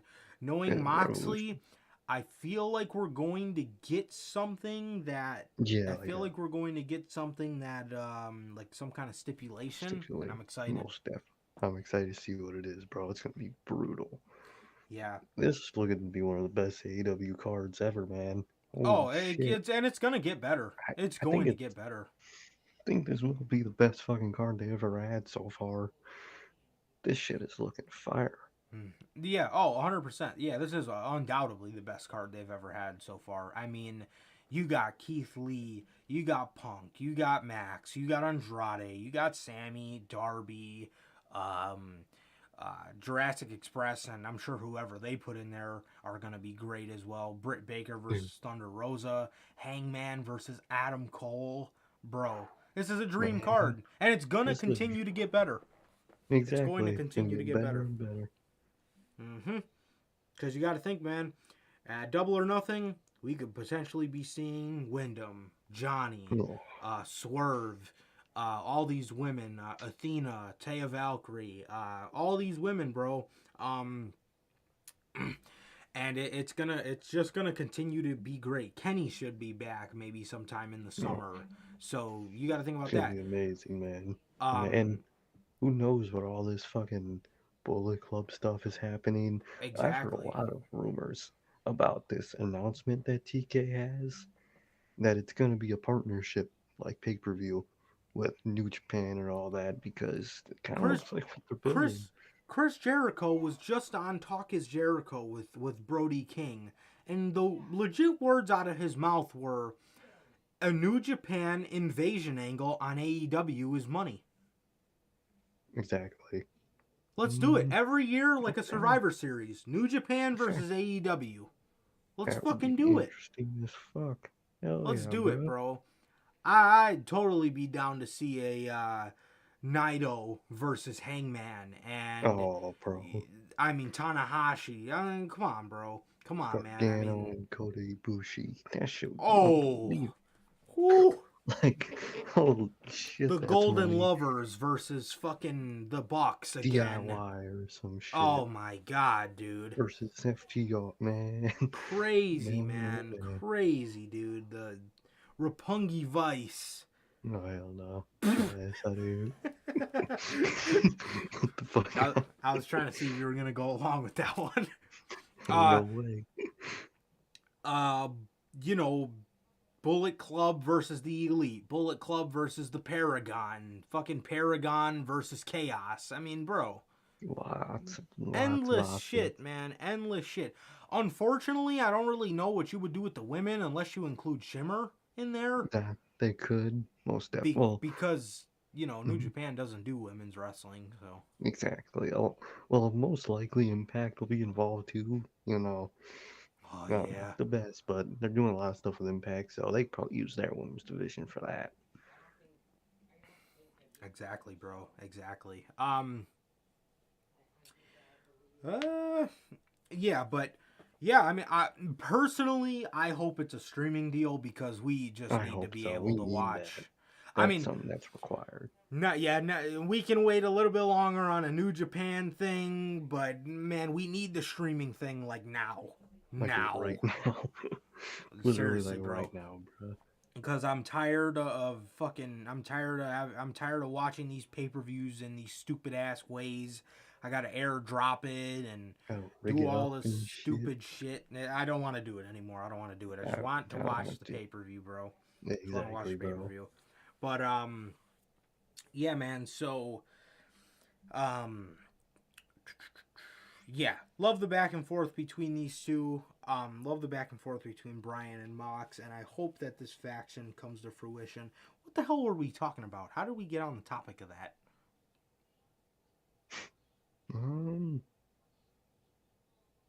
I think just. Oh, we were talking about the Revolution card. Yep. Yeah, the Revolution We're talking about the card. Yeah, man, but yeah, for sure this is the most stacked we've ever seen it, and this is just literally gonna continue to get better, man. So Oh yeah, man. yeah, like I said, we got a lot of cool stuff planned for AEW. We really should get these guys a little bit more TV time on Rampage or something, and make Rampage. I would make Rampage live, just because you're gonna get less viewers with a tape show. Who really, Exactly. you can just look up the spoilers and I'll watch it later. Nobody really has an urge to watch it live, but I think that's what they need with that show, and they need to add another hour. They need to make another hour and second show with their roster. Yeah, and they don't need to make it late, man. Try an earlier wrestling show. Yeah. 5 o'clock. I think they could get a lot of success throughout that. I think they could, bro. I really think they could, man. But this shit literally just goes on to get better, man. And then, like you said, we got all this Bullet Club stuff. We got a lot of moving parts in AEW at the moment, man. To the point where these guys really need more TV time. They really Exactly, do. bro. Exactly. Because although less is more, you don't want it to be too less to the point where nobody can succeed because there's just so much talent. Exactly, man. Yeah, but Bryan and Mox, I can't wait to see what these guys got in store, bro. It should be great, and I'm super excited to see. What's coming up for these guys. Max Caster loses to Wardlow, and Wardlow gets himself in the ladder match. We all seen this coming, so Wardlow puts Max Caster away fairly quickly with the what the hell is he? The Powerbomb Symphony. That's what it's called. I love it. Very cool. Very cool. I can't wait. I love the rise of Wardlow, man. We've said this. We've said this from the very beginning. Well, I don't know anymore now that Keith Lee is here, but Wardlow is the best big man in AEW because he is different. He's not he's hidden in plain sight. I don't know about that anymore now that Keith Lee is here, but nothing against Wardlow there. No, nothing against Wardlow there. And that just makes their fucking face-off that they're going to have in that ladder match way more interesting, bro. Two best big men in the company. Yes. Face to face, I can't wait for that in that ladder match. Yes, absolutely. But, Wardlow, one of the things that makes Wardlow a lot more likable is that WWE had their chance to sign him, and he is a guy who is loyal to Tony Khan, and he said, fuck you guys. You guys had your chance to sign me, and you didn't. And I'm doing it. When they were in Cleveland for Beach Break, the show that everybody thought Johnny was going to be at, he did the outro, little promo, and he thanked Tony Khan, and he seems like a really cool dude, man. He thanked him for making a bunch of his dreams come true and stuff, so he seems like a very cool guy, a very loyal guy. Yeah. Exactly. Yeah. And they're doing his build-up really good, because they could have gone the route if he just turns one day, he just gets fed up and turns, but they started to have him have a match every week, build it up, have him be visibly done with this group. They're doing a really good, man, a good genuine build. A good genuine long-term build, yeah, for sure, absolutely. Santana and Ortiz beat Chris Jericho and Jake Hager. Nothing really happened here. They kind of just beat them. And now Jericho immediately hopped out of the... See, everybody gave Jericho props for putting these guys over. Everybody's forgetting he took their finisher, stayed down for 3, and then hopped Just, right back up and went mm, and just started boxing it out with Eddie Kingston. Dude, come on, bro. Come on. Control what? Jericho. Come on, dude. Seriously? Bro. And now we're getting a face-to-face confrontation with Eddie Kingston versus Chris Jericho next week. Man, just break these damn guys away, bro. Just break them away. Just do it. Just a snap. Just snap it, bro. Please. Seriously, bro. It's Seriously. your perfect opportunity. Yeah. Again, to bring this group up. Exactly, bro. But yeah, man, I mean, well, what are we trying to get out of this, man? What are we trying to get out of this? Are we really going to have Jericho and Eddie Kingston fight over LAX? Or like, what the hell, man? Just, bro, come on. I already know we're going to get Jericho versus Eddie Kingston at Revolution. Jericho is a guy who can sit out the pay-per-view, man. He will be just fine. He doesn't need to be there, fine. Bro. Exactly, bro.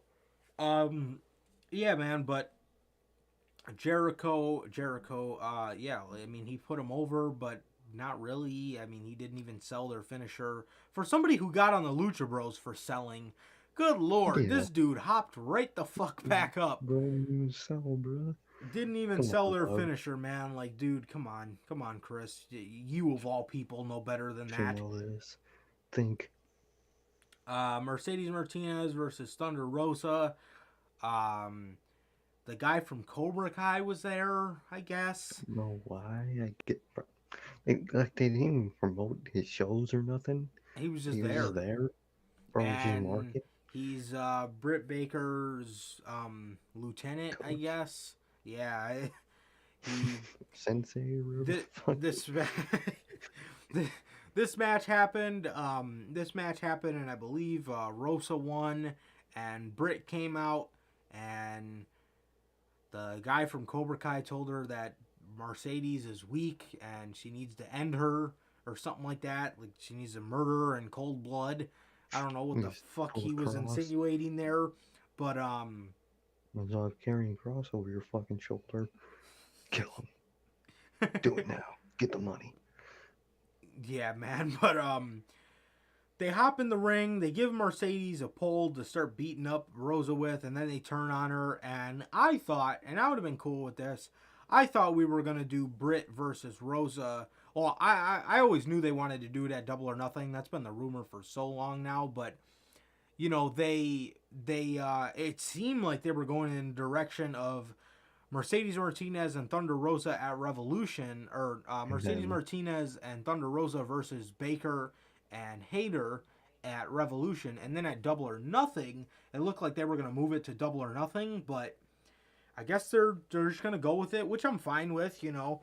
You don't want to pull a situation where it's literally something WWE just did with Ronda and Charlotte, Naomi, or Ronda and Naomi and Charlotte and Sonya, and they're just stalling. So, you know, they're doing it here. That's a cool thing about AEW. AEW does not do 27 pay-per-views a year, and they don't have a filler pay-per-view. They just do their matches at the upcoming pay-per-view because it's a big deal. Every pay-per-view is a big deal in AEW. I love it.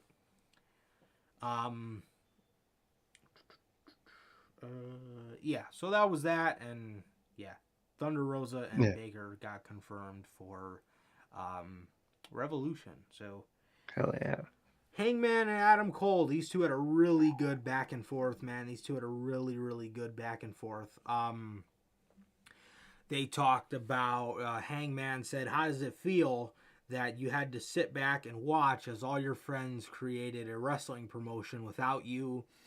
Adam Cole said, you know, anytime we were in the same company, you were always just known as the other Adam. I was like, okay. These two had a really good back and forth. Oh, hell yeah. I would love if fucking Hangman said, you know, gave a reference to during the war during the Wednesday Night War, he was the other Adam for once. I would have loved a reference like that. Yeah, yeah, 'Cause, I that mean, he was was. talked about more. Oh It's my just how God, it yeah, was. yeah, Just because of the state of NXT. absolutely, absolutely, man. But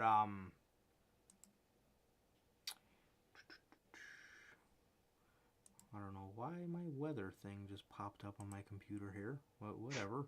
Right. Sometimes randomly does that for me. I don't know why. Should just popped up like okay. Yeah, It but just yeah, so um every time Hangman kind of started to get a little annoyed with him, every time he started to get a little annoyed with him, uh you can see Adam Cole say, "Hey, no disrespect. It's all love and admiration here," and kind of just, and Hangman's like, "All right, whatever." These two ended up shaking hands at the end. Adam Cole goes to walk away, and I love this visual, man. You just see the prick like oh, smile come smart. across this man's face as Fish and O'Reilly, who are back.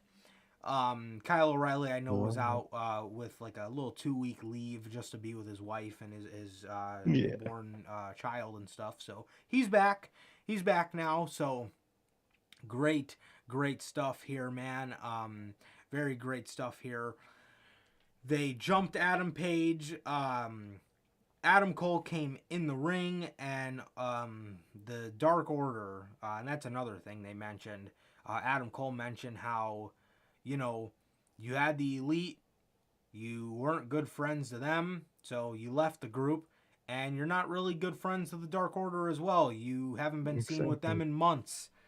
And I love the little hint there that he is not really with them anymore, and I love that. I like that AEW acknowledges that people didn't like it, but address it. Make something out Exactly. of it. Have Hangman be like, yeah, I'm just gonna go Yeah. out on my own, and you should not have had them. You should have had With Hangman just him do it that by much. himself, the lone Exactly. cowboy. You know what That I was the whole mean? point. Exactly. Got the lone Exactly. cowboy with the fucking group of dudes behind him. The only friend, the only friend, and besides that, a group of dudes that make absolutely no sense to be with him in the first Exactly. place. Group of Um, jokes. exactly, bro. So I don't understand why. I don't understand why that took place, but I'm glad that they're addressing it now. Kind of a weird time to be addressing it, but whatever. Um, Exactly. but yeah, man. So the Dark Order come out and save Hangman. I hope they don't make this a thing. Adam Cole and the Undisputed versus the Dark Order and Hangman. Oh, yay. But yeah, I don't know, man. I hope not. And in the main I hope. event, we got Darby versus Sammy. Great match. These two shook hands. Obviously, they're both baby faces. Towards the end, this is a pretty good match.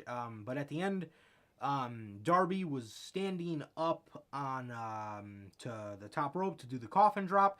He had Sammy Guevara beat, but Jose came and distracted the ref from the right side, and from the left side, Andrade came up and smacks Darby Allin in the fucking head with Oh, his iPad, and it legitimately bent the iPad. He damn. bent the. I hope this man Had a either weird has time. another one or a protection plan, because I Jesus hope Christ, that iPad is fucked. he smacked this man across the face with his iPad. Sammy didn't know what the hell was going on. He was just like, okay, whatever. So he picked him up, hit him with the GTH, and that was it, man. And that was it. So next Rampage, it looks like we got Sammy Guevara versus Andrade. That should be good for whatever it is until Darby comes out and costs Andrade the match. And I think that Sammy Guevara is going to have to defend the TNT title against Andrade and Sammy at Revolution, and that is going to Should be be heat, heat, bro. That is going to be bro. heat. That shit'll be fire. Can't wait. Genuinely, bro. That shit's gonna be amazing, dude. That shit's gonna be amazing. Um, Yeah, and that was dynamite, bro. That was dynamite, Yeah. man. As for Rampage, we got Hobbs beating Dante Martin to earn himself into the ladder match. So, Solid match. um, yeah, pretty solid match there. Um, Serena Deeb at another 5-minute rookie challenge. Yeah, that's that. Um, Adam Cole beat 10. He 10. beat Yeah. 10. Did he squash him? I think he fucking super squashed him. Nice. And in the main event, we got Switchblade, and it was so good to hear that damn song. You know, he bro. just turned on God. This is making this story a whole lot more interesting. 100%. Something's happening. I can't wait to see it unfold. I think the Bucks might end up liking him, and that's going to ruin the relationship with Kenny. Thus, I think at some point, we've been saying this for as long as we've been preaching trios titles, the Hung Bucks. I think at some point, we are going to get to the Hung Bucks, man. I think so, man. And that would be amazing. I think Jay White is going to drive a rift between the Bucks and Kenny Omega. So, man, I cannot wait for Kenny to come back, bro. All Out, Kenny Omega versus Johnny fucking Gargano, dude. Give it to me, dog. Bro. Just give it to me. And we'll be there. Trust me when I tell you, we will be there. Oh, man. What is All Out going to have on it this year, dude? Holy shit. Holy shit, is that going to be crazy. Wyndham versus Black. The House of Black versus the Cult of Wyndham. Oh. Have you seen those little promos with Bray? No. Okay. Promos with Bray. I got a YouTube channel I need to send you. A lot of people say that they're fake, but you can hear Wyndham talking, and he's talking about current shit. Very interesting. And Bo is in them a lot. Oh. Taylor Rotunda is in them a lot. I did not know about them until literally a couple days ago. So, somebody that I work with mentioned it to me, and he told me the same thing. He said, I think it's Wyndham, but it's not confirmed that it's his YouTube account, but he talks in those videos. You can hear his voice talking about EC3 and talking about just current shit in professional wrestling. It's interesting, bro. I think he might be trying to hide this shit in plain sight, man. But I'll send you the YouTube channel. I'll send you the YouTube channel, bro. But yeah, man, we could be looking at an insane, and we think Revolution's insane.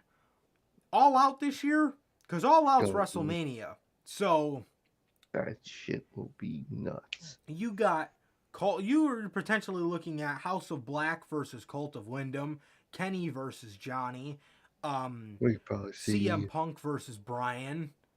Fucking I mean, God only knows, man. God only knows. Who knows, man? Keith Lee versus somebody crazy. Andrade. Oh man, we see Wardlow and MJF. Oh man, Jesus, that's gonna be nuts. That's gonna be insane, bro. That's gonna be insane. But yeah, that was main event. I was reading the fucking chat, dude. I was reading the fucking chat, bro. That's great. Ain't nobody watching no damn main event, bro. Yeah, watching main event, bro. So that was Rampage. Thanks, Eric Mural. You messed me up, bro. You messed me all up. Talking about that was main event. That was Rampage. That was Rampage for the week. And I guess before we get out of here, we will read chat a little bit. Durante says Tommaso Ciampa is dead on arrival. Yeah, bro, you said that shit last week, and you said that the last time. Oh, he was on Raw last week, right? Yeah.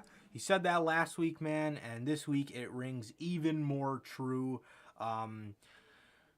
fucking retards still think Adam Cole's buried. No, Adam Cole is not buried. The exactly. loss to Orange Cassidy didn't help his stock. No, it but did I will not, say, whatever he's done since then, has already I think they forgot about it. got the point. I think they got the Exactly. point, man. That didn't help him at all. You know, him being in all this stupid shit. But now that he is something in a little bit more serious and something we can sink our teeth With into. history behind it and whatnot. Yeah, with a lot of history behind it, it only makes sense. But it should be interesting, bro, because do you take the belt off of Hangman already? A lot of people say yes. I say no. I say no. I mean, if you don't Cody take is gone, you don't take that fucking belt off of him until Cody Rhodes comes back to this damn company. yeah, I was gonna say if Cody is leaving, I'm down for MJF then. Same. I mean, it will hurt my heart a little bit, but I think it won't hurt as much knowing that the other guy is a sellout. It would hurt my heart if Cody would have got injured or something, and it just wasn't possible. But the fact that he sold out, man, I mean, with MJF, it's going to be a little bittersweet, but, you know, bittersweet, man. It's going to be bitter, but it's also going to be sweet to see MJF, you know, beat Hangman. But, it should be great, though. It should be great. Should be. Definitely, man. Definitely. But the thing is, if Wardlow beats MJF in their feud, that wouldn't make any sense. Would Wardlow... Something just feels weird about Max winning the title, bro. Something just feels weird about it, bro. Yeah. I mean, does Wardlow cost him the title? That's what I was thinking. Instead of having Wardlow beat him for the title, he'd cost him the title. And that'll be like really ultimate revenge for Wardlow. That's the true ultimate revenge, just costing him the title. Mm-hmm. But,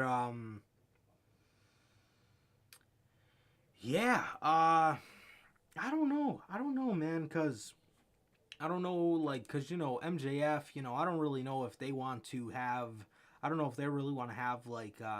you know, when Wardlow turns on him, he's going to have to lose. He's going to have to start losing, and they don't want him to lose yet, so it's kind of just a matter of picking your spot. But yeah, when you want him to be able to lose, so.